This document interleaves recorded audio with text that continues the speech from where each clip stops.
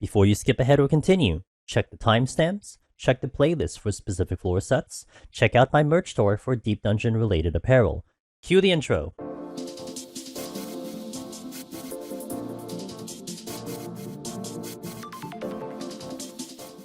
Hello, I'm Angelus Demonus with a Dawntrail live tutorial guide for Palace of the Dead solo on Pictomancer if your goal is to get the Necromancer title. This live tutorial guide will cover floors 141 to 150. I will provide aggro and sleep intel on the top of the screen for every pull. This will be the first floor set that will start to feel a bit dangerous depending on what you pull. While Pictomancer will boast extraordinary damage, you will also sometimes feel its lower defense if you put yourself in a tough situation. Be sure to check out my movement through the cave floors and how I decide my pull order. I highly suggest gandering at the timestamps in the description below if you wish to look for specific tips that may help you or floors you might be stuck on. If you are looking for the other floor sets, be sure to check the playlist on the upper right card or in the description below for the link. If you have any questions on anything that goes on with this run, things I may not have covered, or if you are confused on anything, be sure to leave them in the comments below and I will try to respond as soon as I can. No single question is silly, and every single experience is unique. Be sure to keep me posted on how your own runs are going. Good luck, have fun, and I hope this guide helps you.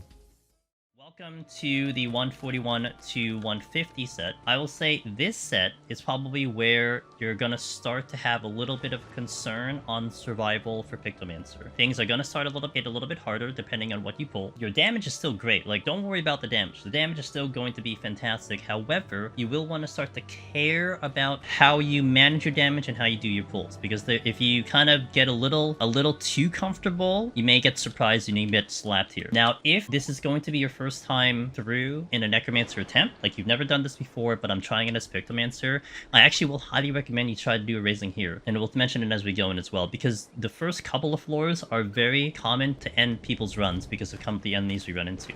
Now, as a check here, in terms of our current situation of everything, we have managed to get really good with the armor as we leveled up. We started this run on floor 1 with about 58, 52. We finished our armor, but we're still actually getting armor, and armor is actually really low here, so we'll hope to get some upgrades, but it's okay with this one. We're still pretty good here. We have also gotten very fortunate with sustaining potions and our pickups. We started at floor 1 with only 20 sustaining potions. We currently have 226 and 6 extra, so it's been rather lucky in terms of this one. In comparison to the previous tutorial on machinists, I don't think we had this much going in. So checking those chests, you know, again, showcasing that you don't have to be necessarily having a large stock of sustaining potions, if any at all, climbing from the beginning as you're progging up. At least we're showcasing that a little bit too. Couple checks you may want to have as well. Although I'm running max potions, you could run your super or your hyper potions. Also make sure you have Addle. Addle's going to probably come into play quite a bit more. Make sure you have sleep. If you don't have sleep, that's going to be something that we will be focusing a lot on as we start doing some of the pulls here. And because this run won't be really available to the free trial for quite a long time, where when we were doing some of the other runs, I was like going without food on purpose because maybe some free trials want to go for here. There's no free trials here. So we are going to be using this fruit. I like this fruit a lot. Direct hit, determination. It's kind of my preference. I actually don't like the spell speed. I usually like spell speed for casters, but Pictomancer,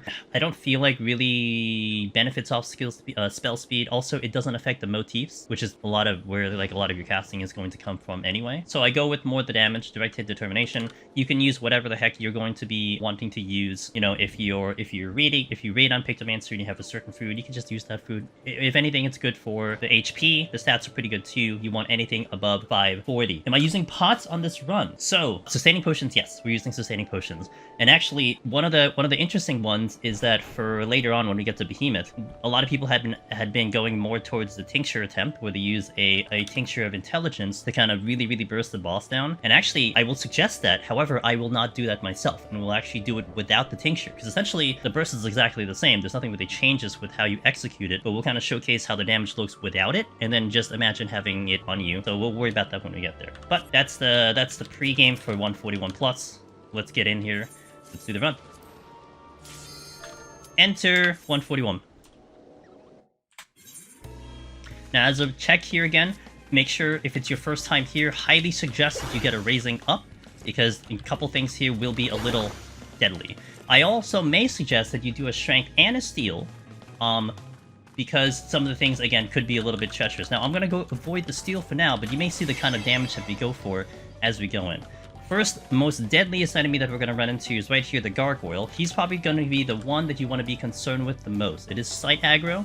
Why it's bad is because it has a poison move when it first opens up. One of its first moves is a poison, and it kind of cuts your sustaining potion in half, assuming you use any. So we're going to pull it here. I'm going to pop the sustaining. We're going to do a sleep check right here. Now it's going to pop with that poison. There's that poison. It is not sleepable. I'm going to kite here for damage. It's already dead, which is really nice. So that's kind of, again, strength, Pictomancer. It's fantastic. Demon here is sight aggro as well. This one does have an enrage if you leave it alive for like 30 or so seconds, but your Pictomancer, you're probably not leaving it alive that long, especially with a burst. We're going to blow this one up before it even gets to us. Fantastic. Now, I mentioned kind of at the beginning, you kind of want to start to become a little bit more strategic with your pulls in terms of how you want to pull and what you want to pull. Now, this kid over here, a lot easier to fight. It is a sight aggro. Now, it does range attacks, but it doesn't do any double attacks. So one thing that might be a good idea, starting really maybe at this floor, is you may want to alter... Ooh, that's going to be fun. Hold on. You may want to alternate how you do some of your pulls. So if you're waiting for...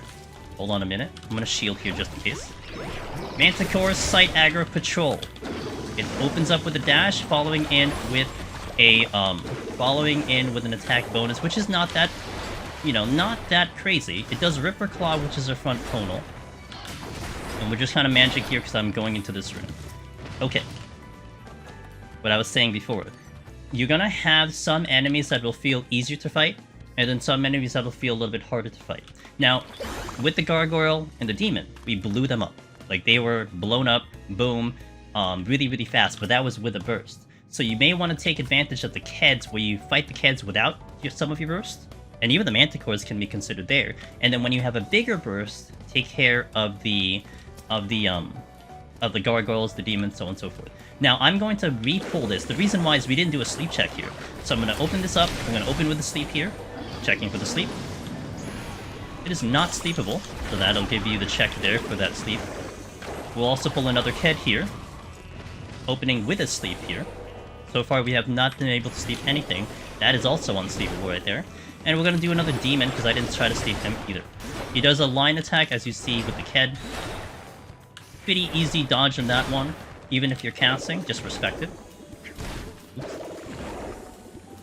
Long cast, okay. We're going to try to find another Demon. In the meantime, we're going to navigate, and we're going to let our cooldowns kind of come back. Now, this is kind of the pacing that you may have with Pictomancer more so than anything, is that you'll, like, unleash your burst, and then you'll find yourself kind of navigating, spending time running around the room. What this does is that it allows your cooldowns to come back up and become available, which is kind of a big deal for Pictomancer, in terms of managing your damage. Okay, let's pull this one, because we're going to check the sleep. Pulling. Sleeping. Sleep check. It is not sleepable, so nothing here is sleepable so far. So that is for your checks over there.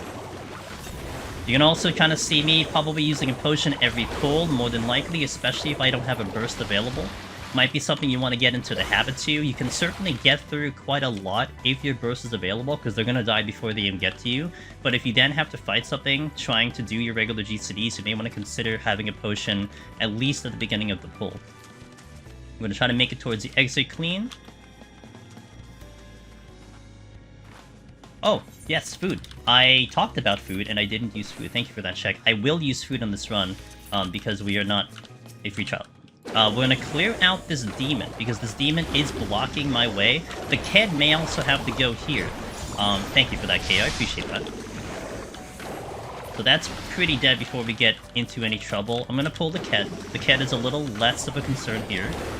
I'm going to watch my beam, because I don't want to beam the Gargoyles. You got to be always careful with those beams when you're firing them off, because it is a really long range. Like, I think it's a little bit longer than I think it is, so you may clip something if you have a really bad angle. Alright, go into the next sword. So we pulled some extra things there just to demonstrate some of the sleep aggros and all that stuff, the sleep and all that. Now I want to pull a Gargoyle one more time because there's some extra tech that we can show on Pictomancer, which is really, really nice. I will use that Serenity. Put the damage down. Okay, recast the motifs. Again, kind of reminder, motif, even if you have to say it out loud, you want to make sure that thing's ready and you don't want to get caught off guard with a pull. 2 demons here. I'm going to bypass these. Okay, now, one thing that's nice is that the Gargoyle opens with its poison move. There's something coming? No. So one thing that you can do on Pictomancer is as you pull, pop a shield, pop your Tempura Coat, and what may happen is if you don't get clipped with an initial auto attack by kiting, it will do its poison move, but the shield should block that poison move, I think, even without steel. And if it blocks the move and it does 0 damage, you're not taking the initial poison. So I'm going to pop a potion here for safety. We're going to open with this. Gonna move away, gonna have the shield here, gonna run away. It should pop the thing here. Boom, 0. Corrupted Tail's what gives you the poison. Didn't take the poison with the shield, plus they easily break that shield because of the follow-up hit. So that's one thing that could make a Gargoyle just a little bit more manageable. And this is like a Pictomancer thing, right? This is kind of a special Pictomancer thing, so keep that in mind on this class. Kind of could make Gargoyles just a little bit easier to manage and to line that up. Because really, you don't need the shielding really much in this floor, I would say, unless you're fighting some, like, you know, into, like, some really bad situations. So it's going to be a really good tactic to have. That's right. So if it does 0 damage, it'll not apply the poison. You're kind of blocking the attack from applying itself. There's a lot of abilities in the game that will happen, not everything. And we'll kind of go over the ones that will work. Like later in the floors you'll see it, but for now we'll do it as you see them. That is awesome. Knight, this is a proximity enemy. Also notice its position here, it's blocking a room. So if I wanted to check this room, this becomes a priority kill because I cannot get into this room until it's dead. And I want to fight in this hallway. I don't want to fight going into the I don't want to fight it going into the donut room because of the high chance of a trap. Checking the sleep, it does not sleep. Didn't think it was going to sleep, but we're going to check every enemy at least once for that.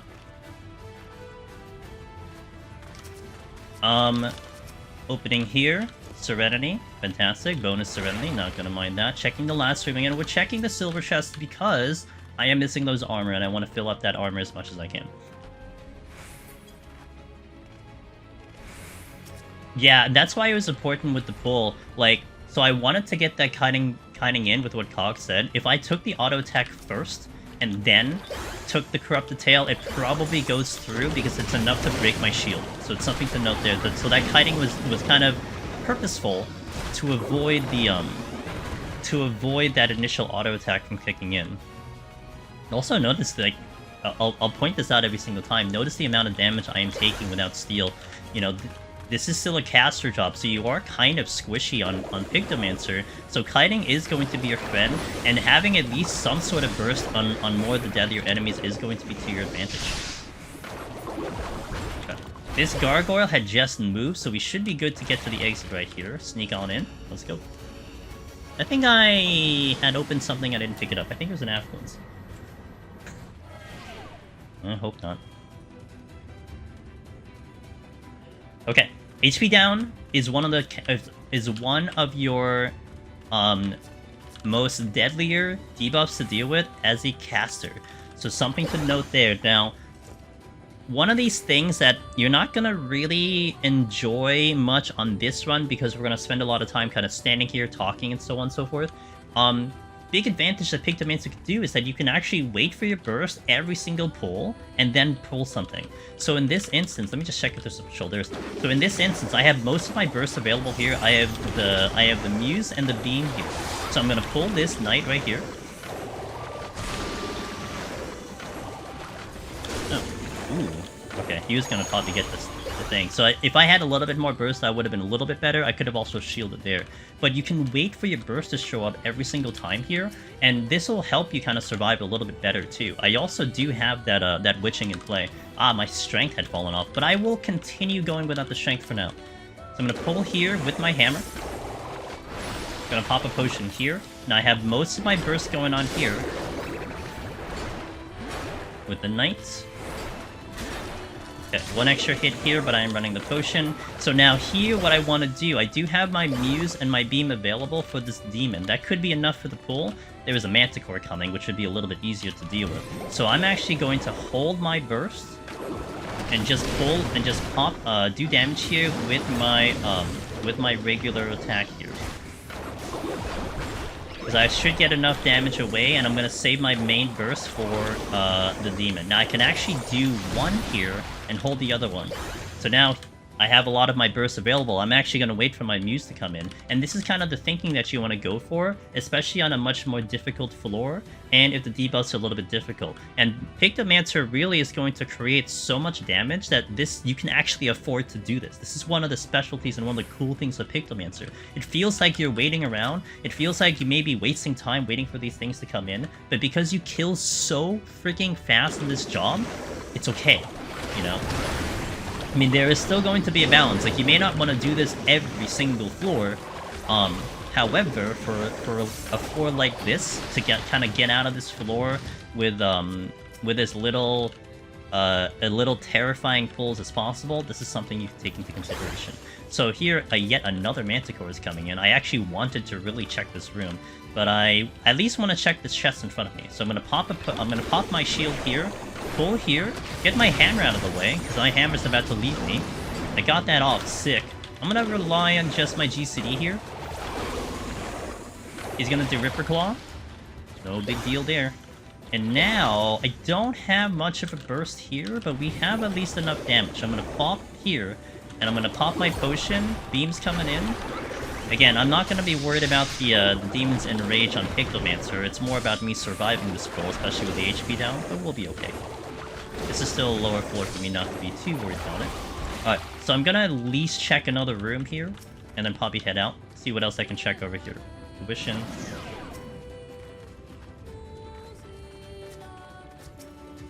Checking that. Strength again, so I'm gonna definitely keep my strength at 2. I think I'm gonna move on here. Oh, you know what, let's just fight a Bhoot. I can fight a Bhoot. Let me pop the strength. Oh, there's another chest there. Oh, I affluence this. That's why there's so many chests. Okay, Bhoot is going to be sound aggro. So I'll show you the sound aggro. Sound aggro means you can RP walk past them, they're not gonna aggro. I'm right in front of them, no aggro here. We're gonna do a sleep check as well. Opening with sleep. And we could sleep. There you go. Boots can sleep.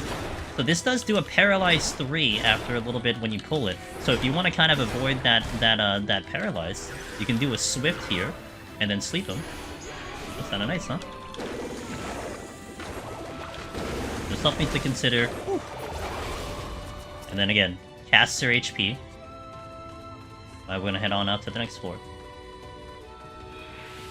Had that witching again, but I chilled on that.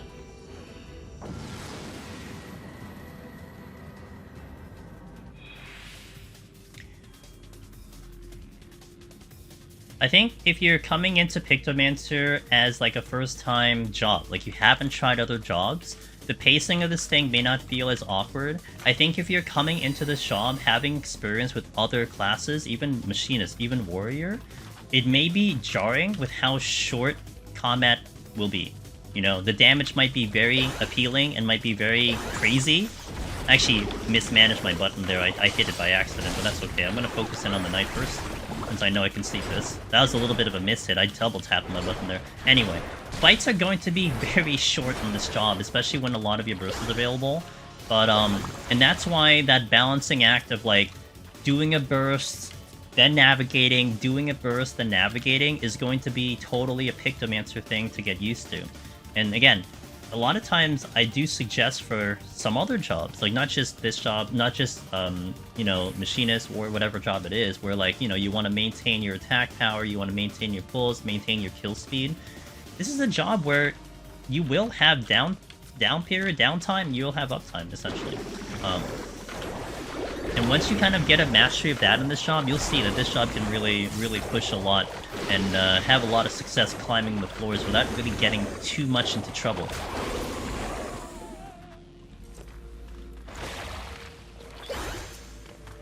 Oh, hi. Okay, well. Nice to see you too. I'll do the hammer here, not the beam. Okay. Well, unfortunate for you. You did it on any other job, I may have been concerned, but I just blew you up. Serenity. I want to check that. So, well, I gotta get to that thing anyway because it is the exit room. We're gonna pull the knight here. I'm gonna watch my beam. Again, I want an angle that I don't clip something by accident. Perfect. Now the gargoyles here. So I want to be a little bit careful, or I pull it. What's its angle right now? That is going to pull. So I don't have a burst available here, so I may want to vibe just a little bit. I want to at least wait for my Muse to come up, so I'm going to chill.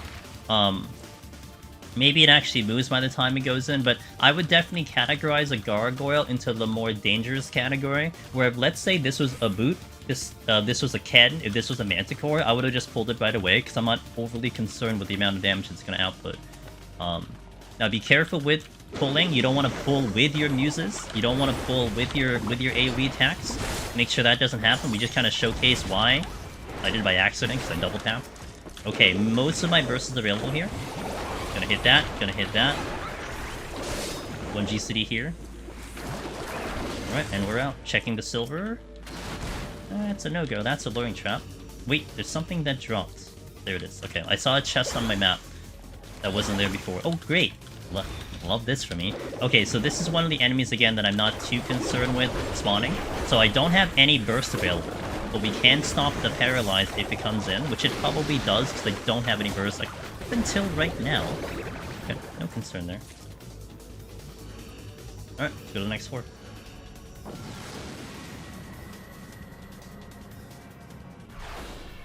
Ooh, that sounds like... ability? Oof. So ability is going to be fascinating on Pictomancer. We did get a raising, which is really, really good. So now we're kind of playing like how I suggest to get a raising. So the problem with ability, I'm actually going to go through this floor with ability down. You do not have anything. You cannot do your Muses. You can cast your motifs, but you can't use them. You can't do the hammer. You can't even do your palette. You are a 1-1-1-1 gamer. And most times, I definitely would suggest that you probably Serenity this. Although on this particular floor, you can definitely still get away, because Pictomancer is still pretty strong. That Knight does have a softened range, where it gets a little bit of an attack boost after about 30 seconds, but we do have Strength on. So we're going to be killing it still at a really decent pace. And if anything, this floor, what it's going to show you here, a good example of what we call stagger cutting. Now, I'm not really executing it very well, but basically, that's a good example there. As it's coming at me, I move away from it, and now we're on a really good pattern here to kind of avoid some of that damage. So this is kind of where the defensiveness of Pictomancer can come into play. It takes a little bit of practice to get it executed like that, but essentially the tactic there is as they're coming into you, you move away from it, and then you kind of stop. And then they kind of just miss you and like don't reach you, and they don't get that attack off. It doesn't happen all the times. It's not a 100% thing. Like, it can be. You can actually get into a nice little pattern where you can actually get them to not attack you at all. Although if they have like double attacks, like it did with the spline, the skull splinter, I think it's called, it'll still get that off. But its regular autos don't kick in. And even if you do it like 50% of the time, that's still 50% mitigation. Now, with the Palace Wraith, this is a proximity enemy, and it is a patrol. One thing you do not want to do, and I'll try to see if I can set this up intentionally, and try to make sure that I don't actually burn myself. It is not Sleepable. We got the Sleepable. What you don't want to do is park this thing right here. See where I parked it? Now it's going to do the Scream. Oh, look at that Scream. Covers the entire room, basically. You want to be very careful with that. Either pull it to the edge of a room, or just make sure that you position yourself kind of going out, because if you park yourself in the back over there, and you completely cover the room with the Scream, hope you have the Raising on, or hope you go with the Witching. That is something that definitely happens, and these rooms are just, I guess you can say, small enough, or just sizable enough, that that AoE will cover the entire room, so you want to be very careful. It may be something that you will unintentionally do, because you're kind of thinking of other things, but maybe if I say it more, then you won't let it happen, because that is definitely a worst case scenario.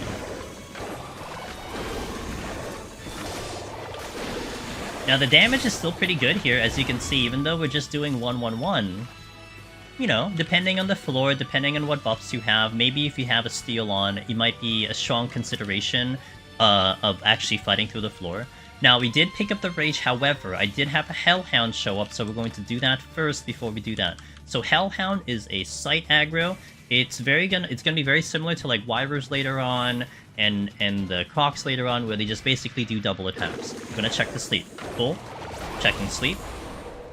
And it is Sleepable. So this is one of the ones that can sleep. I'm gonna pop a potion here because it's gonna double attack me, like I said. Don't have a shield going.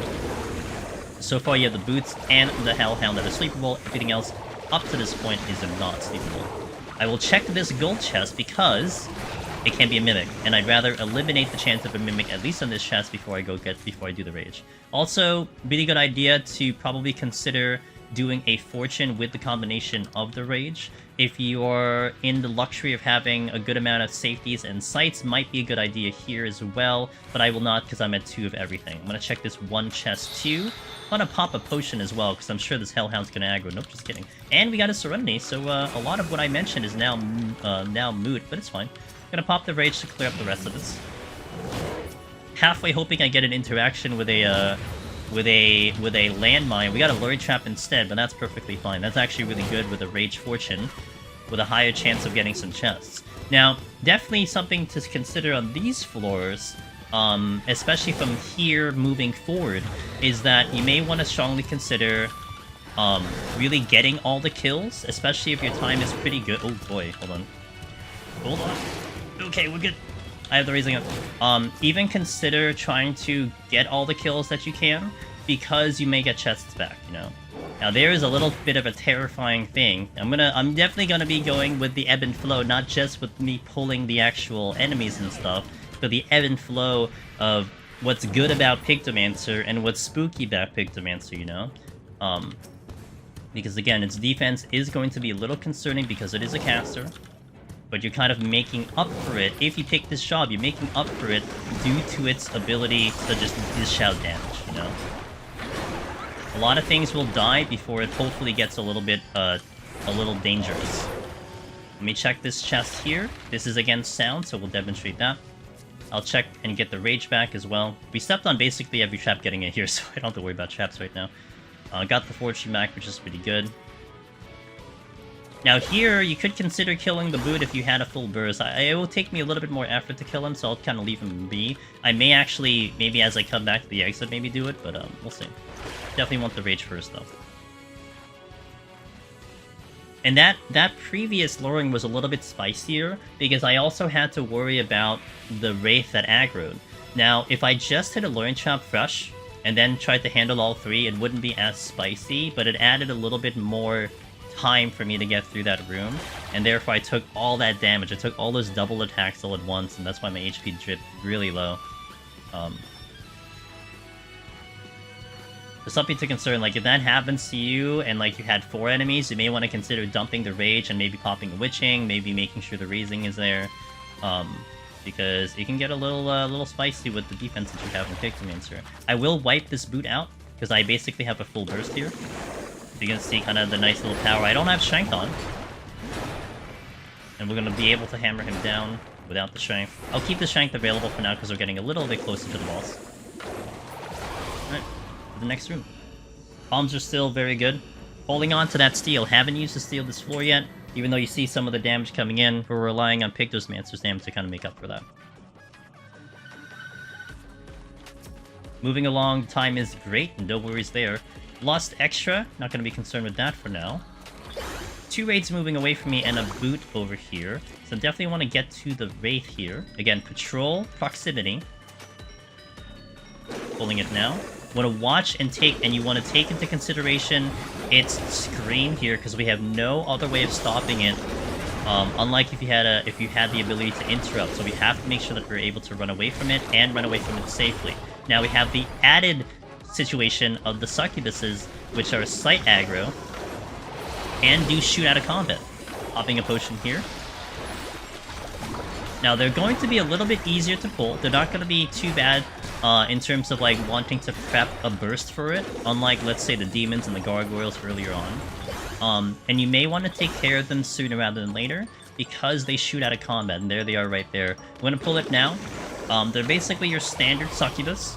Their first move is going to be a point-blank Dark Mist, which gives you a terror if you're hit with it. Luckily with Pictomancer you are ranged, so you're just going to run out of it. And then follow-up to here is going to be a Void Fire move here. Gonna check if it sleeps while we have the opportunity here.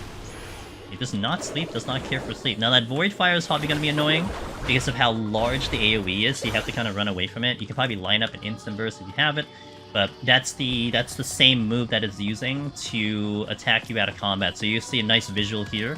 I'm gonna look at the Succubus and just stare at it for now, so you can see the visual of the out of combat move. Proximity roamers sound toxic. It's pretty nasty in Palace of the Dead, yeah.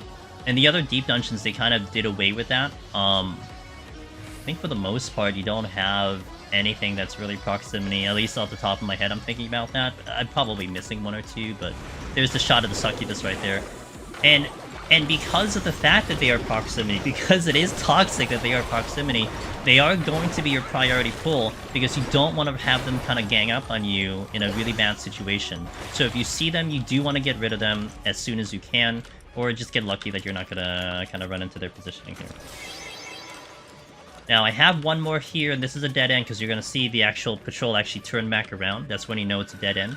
I'm going to pull it first, and we want to get to that Persona, since we haven't pulled that one yet. There's the out-of-combat from the Succubus, which is really, really fantastic timing, if I do say so myself. I'm going to Swift G-City here. Okay. Now, the Persona here, basically think of it just like the Bhoot, except that it's proximity, not sound. It does the same exact thing. It'll open with a Paralyze. Now here, I believe it cannot sleep, but we will be checking it. Cannot sleep, so if it gets the Paralyze off, you're just gonna have to suck it up. It's not a really bad Paralyze, it only lasts about 15 seconds. And there's another Wraith that just showed up, and I will get rid of it because it's coming this way and it would like that chest. There goes the Succubus again.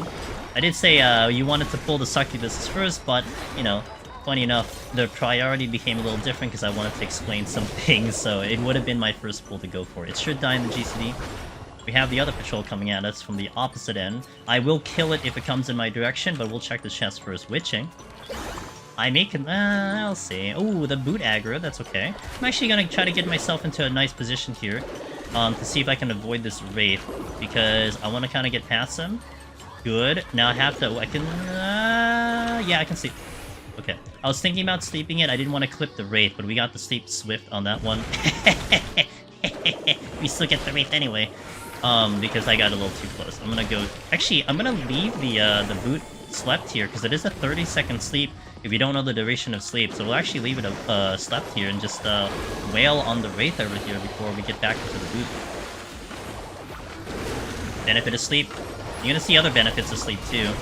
I may actually demonstrate that with the Hellhound. Maybe I'll try to do it once per floor with what we like to call sleep tech. So let me demonstrate sleep tech here. Basically, what I mean by sleep tech is it's a little fun move that we do where if you actually are 2 rooms away from an enemy, you can actually de-aggro them. And the only real situation that becomes viable is mostly with a sleep. So that means healers and casters have to sleep.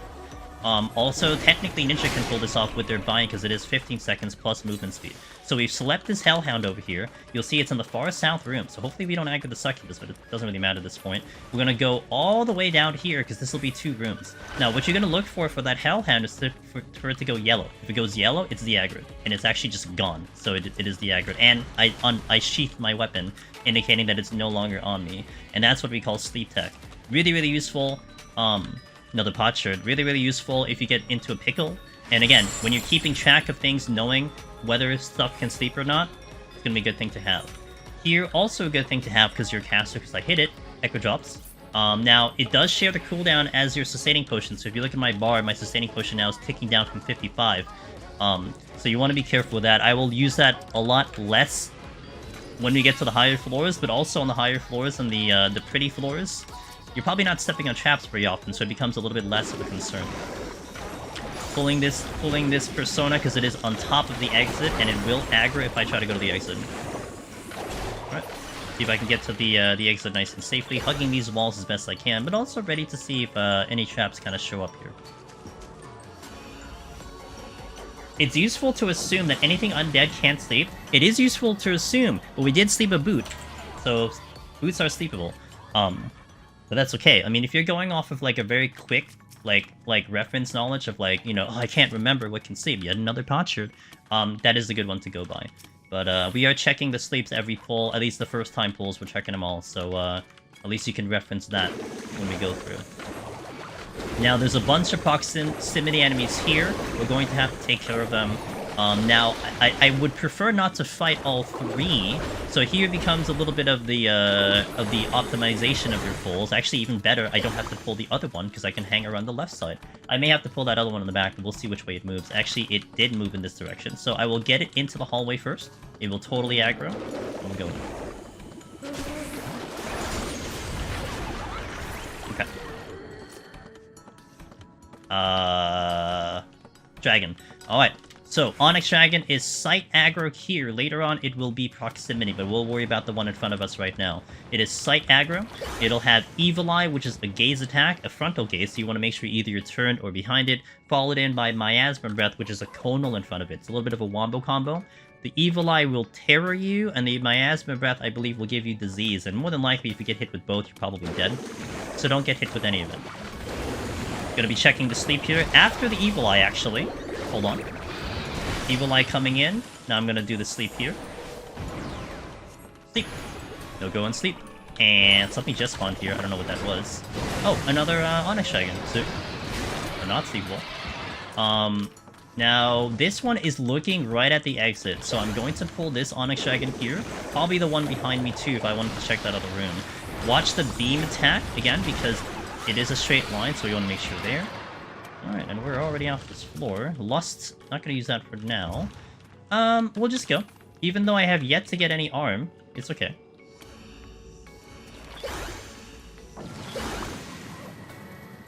The Compendium does have a list of all the vulnerabilities, so if you wanted a quick reference there, you can totally check that, absolutely.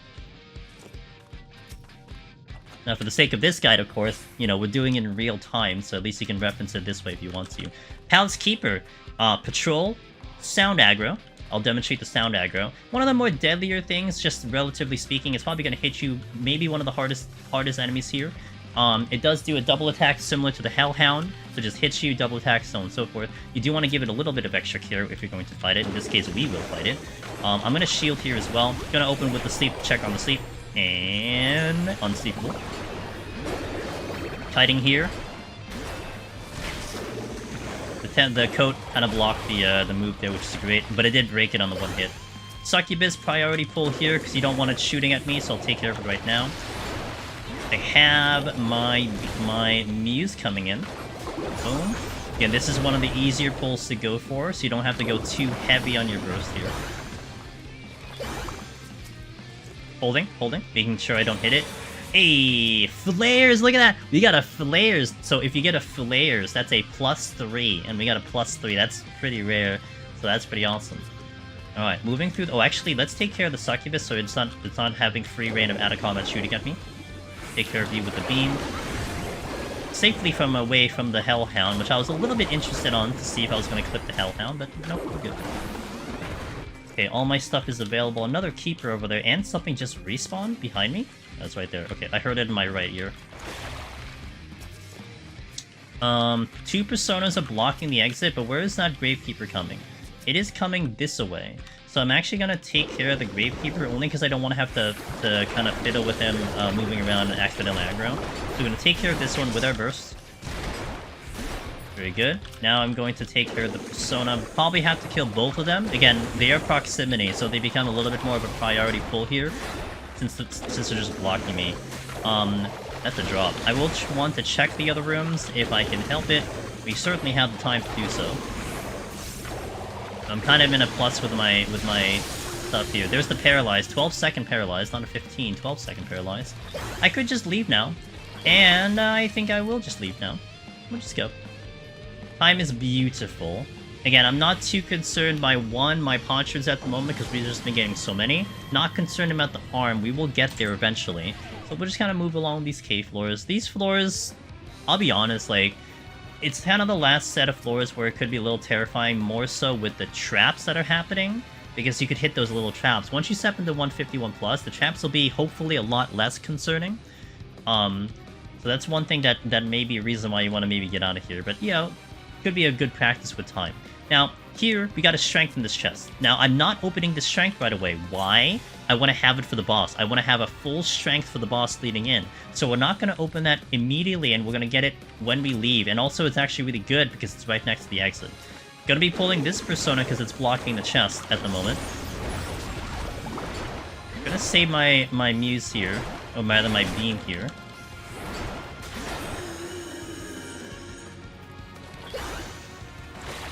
Okay. Other persona coming up here. Gonna use the beam on this one. That's the out of combat from the Succubus, giving me a problem. A lot worse for Pictomancer than probably some other jobs, mind you, because of you having to spend some time doing some hard casting, so something to keep in mind. Out of combat is a little bit annoying for Pictomancer and casters to deal with. But I'm gonna leave it alive for now, just because I want to see what the other stuff is. It may not bother me anymore anyway. I'm gonna sneak behind this Onyx Dragon, again, Sight, kind of showcasing that it is Sight. But I'm not kidding. You're dead center, that's an alteration. I have the strength in the other room. I don't think I checked. Did I check the chest, or did I open the chest already? I don't remember. I don't think I actually checked the chest. Donut room. Just another note of the donut room. This is one of the rooms where it's kind of deadly to hit traps. I don't know if... You know what? I'm just gonna do it anyway. I've been hitting a trap on that specific location over there, so let's just do it. Steal into the boss. Sick. Holding. Not today. There is sometimes a trap there that I've hit a couple of times on previous runs. I just wanted to take a note on that. That's why it's a little terrifying when it comes to the donut room. So a lot of times with these cave floors, ooh, hold on, gonna push in here. So I'm gonna walk because I just saw that Gravekeeper. I'm gonna move away slowly. Now I'm gonna run because I'm away. I'm also not gonna beam because I would clip the Gravekeeper there. A lot of times we'll try to be careful with the cave floors. I don't think I mentioned it on this particular floor set, but you'll see that a lot of times I'm killing something first before going into the room. It kind of helps me be careful that I don't have an enemy on me while I hit a trap, you know, especially because traps here are common, you know?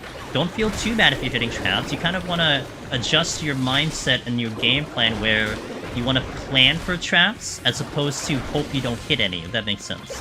Whereas the next set and the preceding sets after that, it's more like, I better not be hitting traps. That's like mentality for 151 plus. Alright, opening burst here. Again, not using the strength and steel now because we're saving it for the boss. Saving it for the boss. Miasma breath coming in here. Still need a couple kills here. That trap location has cost me a raise before. Yeah, that one in particular. It's just, if you're hugging the wall, you hit it. It's a tough one. It is really a tough one. So we checked all the sleeps here. We checked if anything can sleep. We found the Hellhound and the Bhoot. Everything else seems to be unsleepable. They don't want to go to sleep. I had to kill everything +1 here. That's an Onyx Dragon up here. Okay. Gonna get rid of this Onyx. Again, here I don't have much of a burst, but I'm not too concerned about that right now. This is not one of the ones I'm too concerned about in terms of how much damage is going. It does a lot of single attacks, and it does a lot of telegraphs, which means if it's busy casting something, it's not busy hitting me. So there's a lot of mitigation here. I did pop a potion there.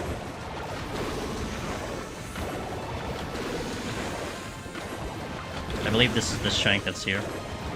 Okay. Alright, let's make our way to the boss.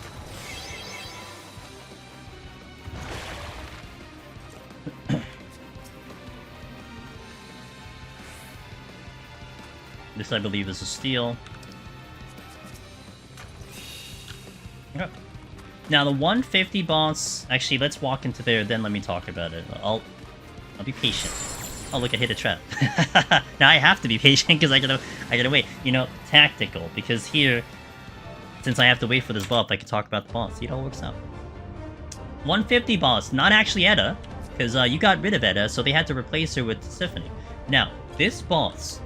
gonna be varying, depending on what role you're on, what kind of role you're using, what kind of job you're using, the strategy will vary.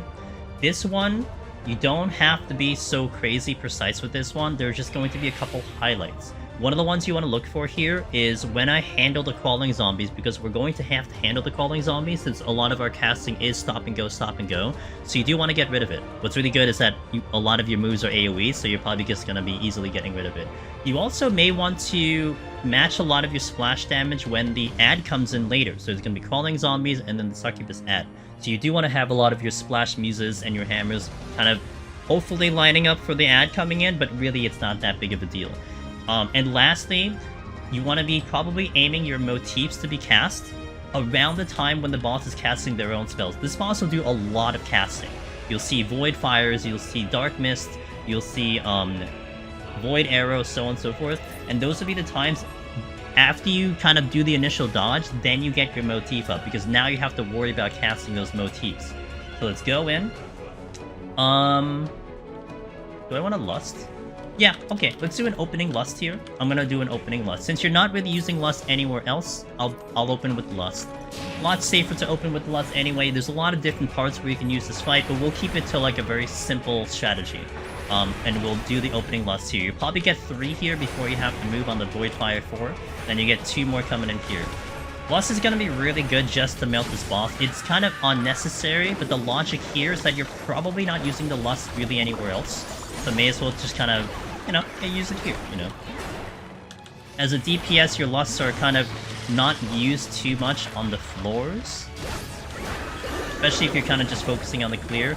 Here are the crawling zombies. Again, you want to make sure that you keep away from them. You may have to kind of lose some casts just to make sure they don't get you, because let me tell you, if they get you, man, you're going to have a complicated existence. They will bind you in your spot, and you have to kill them to be able to remove the bind. So it's not going to be a pleasant experience, because a lot of times you may be panicking when that happens. It's going to do 3 AoEs here, technically 2, because it's actually doing an AoE from someone else. Gonna be casting my motifs here. I'm so far enough away from here, so it's really good. I'm also gonna wait for all the zombies to get together first, and then we're going to, and that also includes the ad coming up here. So the ad's gonna come in, then I'm gonna smack this thing. So holding a little bit here. Now we go here, boom.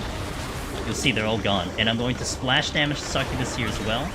Good. Now the hammer's gonna be available. I'm just gonna make sure that they're together. Now, Pictomancer is more than capable of wiping this ad out. The damage is insane with Pictomancer. So if you actually focus all the damage on the ad, you will kill the ad. But with this boss, it doesn't quite matter where you put the damage. So look at the return that the boss is going to get here. It gets 19,650 on that. And that just basically means you just did, you know, X amount of damage on the boss, and it's only healing back whatever's left over on the ad. So whether you put the damage on the ad, or you put the damage on the main boss, doesn't matter. Personally, when I was first climbing on Pictomancer, I was having a blast just deleting the ad because it was just very satisfying. Because Picto does have the burst to actually pull it off, but yeah, it doesn't quite matter. More than likely, with that opening Lust, you're gonna wipe this boss out in 2 cycles. So that whole cycle, from the beginning of the pull into that blood rain that you saw there, is 1 cycle. It's considered 1 cycle, so we're into the 2nd cycle. You're probably going to kill it here. Gonna kind of get my motif up really quickly here before I have to move. Again, I'm gonna kind of hold my damage here to kind of get rid of the zombies with the AoE. And I'm on cooldown. Oh, I gotta get my hammer up. So let's try to swift hammer here, because my hammer was available. Alright. Gonna use it. Gonna kind of get the zombies to get a little bit together here if I can. Kind of. I'll wait for the thingy to come in here. Ooh, they're actually in a good spot there, but that's okay. Just keep away, no problem here. That's gonna be a good spot here. Boom. Got them all. Boom. Okay, I'm gonna get a motif up here. Again, all my damage is now going to go into the boss because it probably dies on here before it gets the heal from the ad here, 2%. Gonna pop a shield, which would be really good. I didn't pop it earlier, but a shield here would be good because you're gonna take double damage. And that is 150. We got a +1 in the armor. We are now 99, 92, 141 to 150 in the books.